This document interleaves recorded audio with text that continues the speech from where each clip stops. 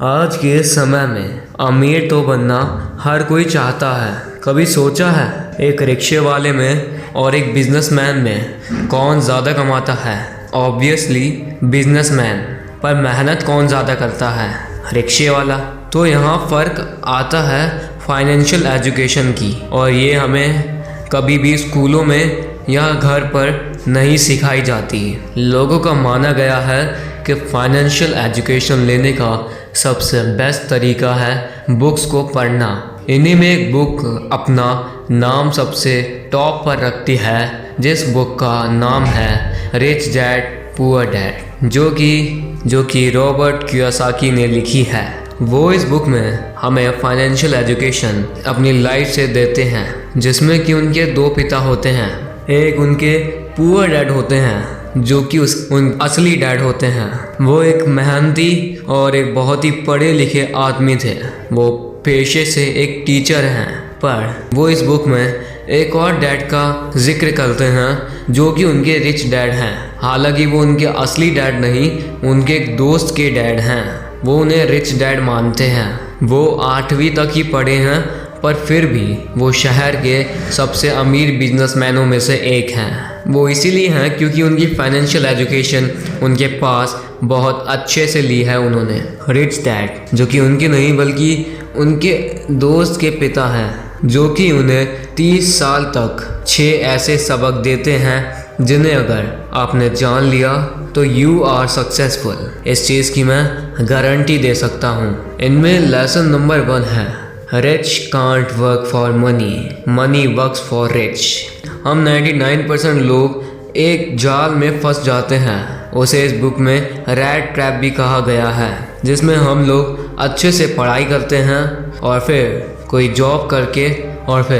Job करके उससे घर कार और बहुत सारी चीज़ों की EMI भरते भरते अपनी पूरी ज़िंदगी काटते हैं, और वो कभी भी अमीर भी नहीं बन पाते।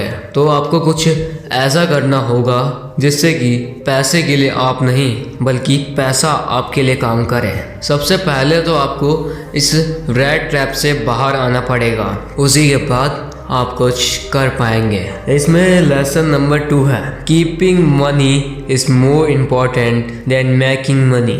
आपने देखा होगा कि कुछ लोग बहुत अमीर होते हैं, पर एक टाइम पे उन लोगों के पास एक भी पैसा नहीं होता।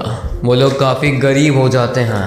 अब ऐसा होता क्यों है? इसका पीछे का कारण है कि वो लोग पैसा कमाना तो जानते हैं, पर उसे कैसे संभाला जाता है ये नहीं जानते।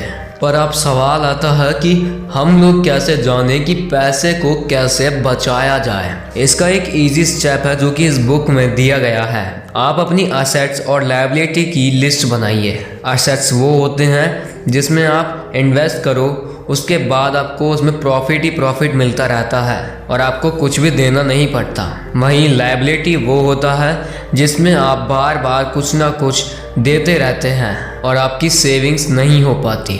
एग्जाम्पल के लिए हमारी कार, हमारा घर और भी ऐसी बहुत सारी चीज़ें। आप इनकी लिस्ट बनाओ, एक तरफ असेट्स और एक तरफ लायबिलिटी रखो, और ये सोचो कि हम किस तरीके से अपने असेट्स को और बढ़ा सकते हैं जिससे कि हम और अमीर बन सकते हैं। असेट्स के बढ़ाने के कुछ एग्जाम्पल, आप रियल एस्टेट में इन्वेस्ट कर सकते हैं, आप स्टॉक मार्केट में इन्वेस्ट कर सकते हैं, आप कोई बिजनेस कर सकते हैं। Lesson number 3 get in your business along with your job. आप कोई भी बिजनेस करिए अपनी जॉब के साथ, जिससे कि आपको बहुत ज़्यादा प्रॉफिट होगा। इसका एक एग्जांपल ले लेते हैं। मैकडॉनल्ड्स कंपनी क्या करती है? अगर यही सवाल मैं आपसे पूछूं तो आप कहेंगे it is a world wide fast food chain. पर नहीं, मैकडॉनल्ड्स जितना बर्गर बेच के कमाती है उससे कई गुना ज़्यादा वो रियल एस्टेट से कमाती है। जी हाँ दोस्तों, जब भी मैकडॉनल्ड अपनी कोई ब्रांच लेती है या अपनी फ्रेंचाइजी खोलती है तो ज़मीन को ऑन करती है, जिसकी वजह से उनका, और इसीलिए वो अपने रियल एस्टेट के बिज़नेस में बहुत आगे हैं, जिससे कि उन्हें बहुत ज़्यादा प्रॉफिट होता है।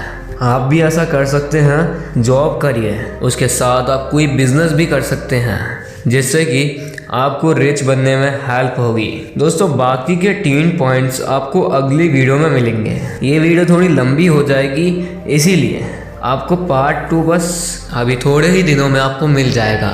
हम अभी मिलेंगे फिर। अभी के लिए आपसे विदा लेना चाहता हूँ। फिर मिलेंगे एक नई मोटिवेशनल और हार्ड वीडियो के साथ। You watch this video on wake up warrior. Vande Mataram. Jai Hind.